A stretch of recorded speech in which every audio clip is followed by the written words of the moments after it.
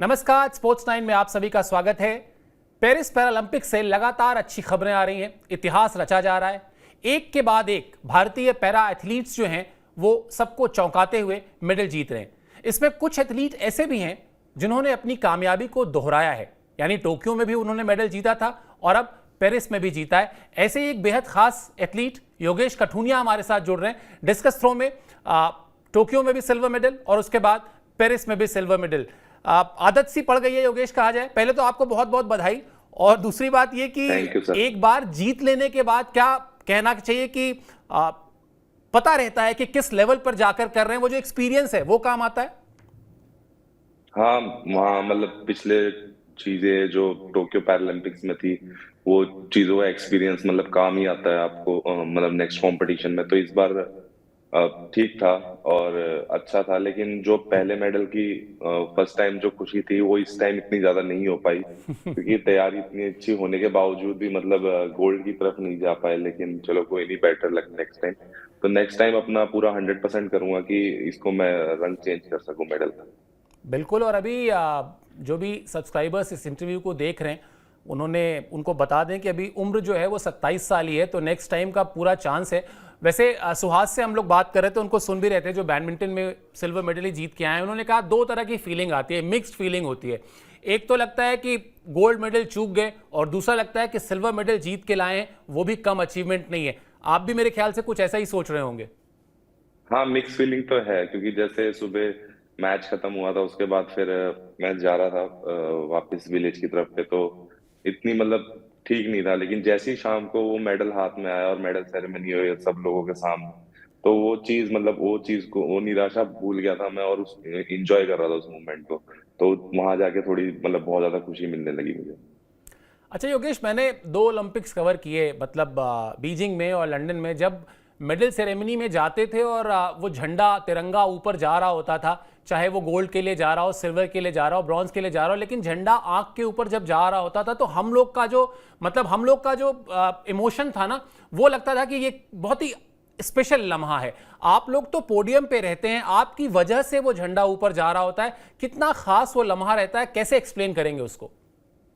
हाँ, वो मतलब एक अलग ही चीज रहती है कि हमारा देश का झंडा ऊपर जाता है जब, तो वो मतलब एक गूज बम्स होते हैं। जैसे नेशनल एंथम सुनते हैं तो गूज बम्स आते हैं, और ये रहता है कि हाँ अब हमने ये करके दिखा दिया है। और इतने सारे मतलब कॉम्पिटिटर होने के बावजूद भी हमारा इंडिया का झंडा जब लहराता है वहां पर तिरंगा, तब बहुत ज्यादा खुशी होती है। और मतलब उस उसको मैं मतलब बता नहीं सकता, उस फीलिंग को इतना एक्सप्रेस नहीं कर सकता कि वो कैसे लगता है वहां पर।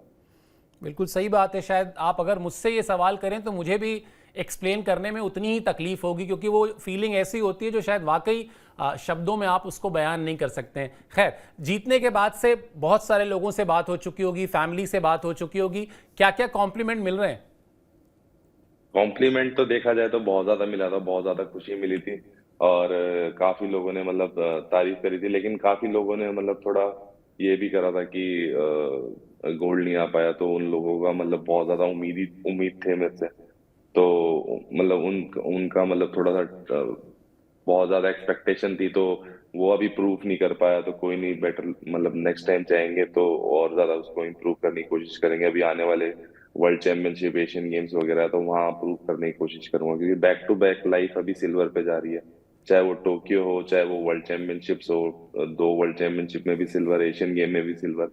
तो वो अभी स्टैग्नेंट चल रहा है। तो मतलब ये है कि हाँ करना है अभी, मतलब थोड़ा काम बाकी है। बिल्कुल। और ये चाहत, ये भूख बची रहे तभी आप आगे बढ़ते भी हैं शायद, और ये रहनी भी चाहिए। मतलब इससे संतोष हो जाए अगर कि चलो सिल्वर मेडल आ गया, बहुत बड़ी बात हो गई, तो शायद फिर सफ़र थम जाता है। लेकिन ये भूख और आपके अंदर तो खैर क्या ही बताएं। सब्सक्राइबर्स जो देख रहे हैं उनको बता दें कि 9-10 साल के थे योगेश जब वो अपनी शारीरिक चुनौतियां जो उनकी हैं उसके बारे में पता चला, लेकिन उसके बाद जो उनका जोश, उनका जज्बा, उनके परिवार का जो सपोर्ट रहा, बहुत ही अविश्वसनीय सी कहानी है जिस तरह का उनका कमिटमेंट रहा। योगेश, मुझे लगता है मैं एक्सप्लेन करूं इससे अच्छा आप अगर उस कहानी को बताएं तो ज्यादा लोग मोटिवेट होंगे, क्योंकि बहुत सारे ऐसे लोग हैं जो थोड़ी सी चोट भी लगती है ना तो उनको लगता है अब तो मुझे ये चोट लग गई, बड़ा मुश्किल हो गया। लेकिन आपने तो इन सारी चीजों को पीछे छोड़ के ये कारनामा किया है। 2006 में जब मेरे को गुलियन बेयर सिंड्रोम हुआ था, जीबी सिंड्रोम, तो दुनिया से खिसक गई थी। जब धरती हिल गई थी ऐसा लगा था बस, क्योंकि मतलब अच्छा खेलता 9 साल में मैं, बढ़िया चलता था, फिरता था, घूमता था, खेलता था, स्पोर्ट्स उस टाइम पे भी करता था मैं। तो एकदम से ही चलना बंद हो जाए और 3 साल व्हील चेयर पे था, तो मम्मी ने मतलब फिजियोथेरेपी सीखी थी, क्योंकि उस टाइम पे फाइनेंशियल कंडीशन इतनी अच्छी नहीं थी कि हम अफोर्ड कर सके एक अच्छे फिजियोथेरेपिस्ट को। तो मम्मी ने उसके साथ साथ रह के फिजियोथेरेपी सीखी। मेरी फिजियोथेरेपी करवाते थे डेली 2 टाइम। तो धीरे धीरे करके उससे मैं रिकवर होने लगा। तो डॉक्टर्स ने तो बोल दिया था, उस टाइम पे कर्नल रेखा मित्तल होती थी, तो उन्होंने बोला था कि कभी जिंदगी में नहीं चल पाएगा। लेकिन मम्मी की मेहनत और भगवान की मर्जी से फिर मैं चलने लगा 3 साल बाद। तो वो एक अलग एक्सपीरियंस था और बहुत ज्यादा खुशी हुई थी उस टाइम पे, क्योंकि मैं अपना काम जितने भी चीजें थी मैं खुद कर सकता था। मैं मतलब सेल्फ मतलब अब किसी पे डिपेंडेंट की जगह इंडिपेंडेंट रह सकता था। तो वो चीज मतलब अच्छी रहती है कि आप जितना खुद सेल्फ डिपेंडेंट रहोगे, तो क्योंकि मतलब बेचारा नहीं दिखना, और भी मतलब अपने से जितनी भी सारी चीजें हो सके मैं खुद से ही काम करता था। तो फिर उसके बाद मैंने स्पोर्ट्स करियर 2017 में शुरू करा था। ये कहानी शुरू होती है 2015 में, जब मैं किरोड़ीमल कॉलेज में गया था। तो वहां से धीरे धीरे जब मेरे जो सीनियर थे सचिन यादव भैया, उन्होंने मुझे बताया कि ऐसे ऐसे पैरा स्पोर्ट्स होते हैं, तो वहां से फिर जर्नी पूरी चेंज हुई। बिल्कुल। और मैं आपसे पूछता ज़रूर ये सवाल कि जो आपकी जर्नी के हीरो हैं सचिन, जिन्होंने आपको ना सिर्फ मोटिवेट किया बल्कि काफ़ी हद तक सुविधाएं जो हो सकती हैं उसको मुहैया कराने में भी मदद की, लेकिन ये जो जज्बा है योगेश, इसके लिए क्या मतलब मैं सही हूं तो ठीक है, वरना गलत हूं तो आप बताइएगा, ये जो पिता का आर्मी से जुड़े रहे, वो जो एक अलग तरह की ट्रेनिंग आपने उनके अंदर देखी होगी, या एक अलग तरह का स्वभाव आपने उनके अंदर देखा होगा, एक अलग तरह का डिसिप्लिन आपने उनकी तरह देखा होगा, क्या ये फाइटिंग स्पिरिट, ये लड़ने का जज्बा पिता की तरफ से आया? हाँ, ये लड़ने का जज्बा तो देखा जाए तो हमारे आर्मी बैकग्राउंड से आया था, क्योंकि मेरे दादाजी भी आर्मी से ही थे। वो प्राइम मिनिस्टर राजीव गांधी के पीए भी रह चुके हैं, देव गौड़ा के भी पीए रह चुके हैं। तो और मेरे फादर भी खुद कारगिल वॉर भी लड़े हुए हैं। तो वो फाइटिंग का जज्बा है, वो फादर से मिला है मुझे। और पापा बास्केटबॉल भी खेलते थे, तो उन्हीं को वॉलीबॉल भी देख खेलते थे। मतलब आर्मी यूनिट्स में जब कंपटीशन होते थे तो वो जीते भी हैं। तो उनसे ही मतलब धीरे धीरे देख के, और वो सुबह पीटी करने जाते थे और 5 बजे उठ के। तो मेरे अभी रूटीन यही था कि साथ में ही आर्मी बैकग्राउंड में तो यही होता है कि जितने भी होते हैं फादर्स 5 बजे उठा देते हैं। तो वो एक डिसिप्लिन जो मैंने सीखा है, एक तो टाइम को लेकर, कंसिस्टेंसी को लेकर, फाइटिंग को लेकर, और ये सब मैंने army schools and army background की वजह से सीखा। बिल्कुल, वही मुझे लग भी रहा था। अच्छा ये बताइए, जैसे आपने कहा भी शुरुआत में कि जो पहला मेडल था उसकी खुशी एकदम अलग थी, दूसरा मेडल भी अब आ गया है, और वो प्रोसेस भी समझ में आ गई है बहुत हद तक कि भाई अब करना क्या है, कैसे होता है। उम्र भी आपके साथ है, अभी जो हम लोग बात कर भी रहे थे कि अभी उम्र भी ऐसी है कि आपको अभी काफ़ी समय मिलेगा खेलने के लिए। अब तो हर तरफ से यही कहा जा रहा होगा, चाहे वो फैमिली हो, चाहे वो कोचेज हो, चाहे वो यार दोस्त हो, एक्सपेक्टेशन यही होगी कि भाई अब एक गोल्ड मेडल चाहिए अब एक।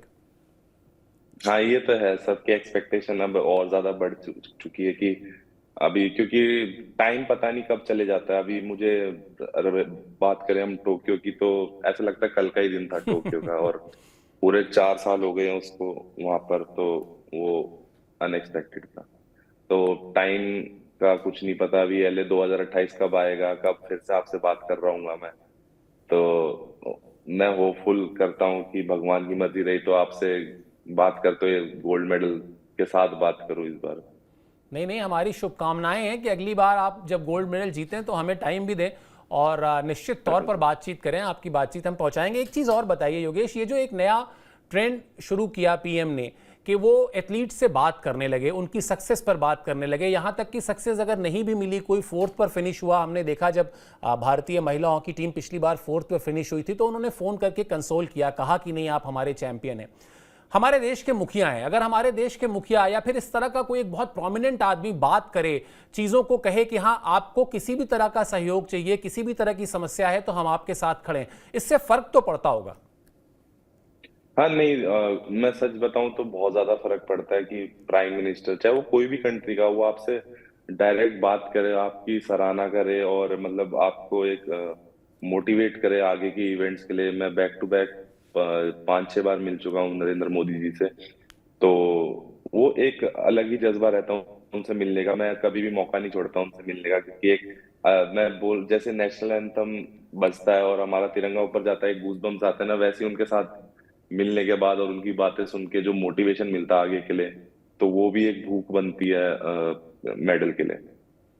चलिए आखिरी सवाल बताइए, क्योंकि सब तो हम लोगों ने बहुत अच्छा अच्छा बात कर लिया, लेकिन कुछ शरारतें भी तो करते रहे होंगे बचपन में और अभी भी कुछ फिल्में विल्में देखना, कुछ और भी तो शौक होंगे, वो शौक क्या है? उनके लिए टाइम मिल पाता है या नहीं मिल पाता है?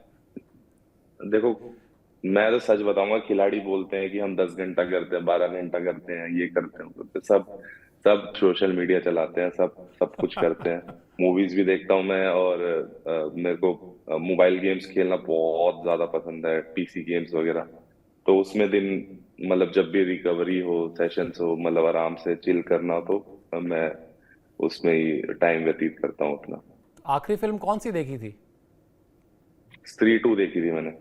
तो फिर तो आप बिल्कुल अपडेटेड हैं। चलिए अब आपने बता ही दिया है वीडियो गेम्स, तो ये भी बता देते हैं सब्सक्राइबर्स को कि जब इस इंटरव्यू को लाइन अप करने के बाद बात हो रही थी और मैं यहाँ स्टूडियो में वेट कर रहा था, तो पता चला कि योगेश वीडियो गेम ही खेल रहे हैं और जैसे ही गेम अपना खत्म करने के खेल रहा था पेरिस में भी बैठ के गेम खेल रहा था थोड़ा। बहुत बहुत बहुत बहुत मजा आता है। शुभकामनाएं, बहुत बहुत धन्यवाद, आपने समय निकाला और बिल्कुल हमारी तरफ से, हमारी पूरी टीम की तरफ से, इस बात की, पूरे देश की तरफ से शुभकामनाएं कि आप अगली बार जब हम लोग बात कर रहे हो तो आपके गले में एक गोल्ड मेडल हो, और यही हमारी भी ख्वाहिश है। बहुत बहुत धन्यवाद।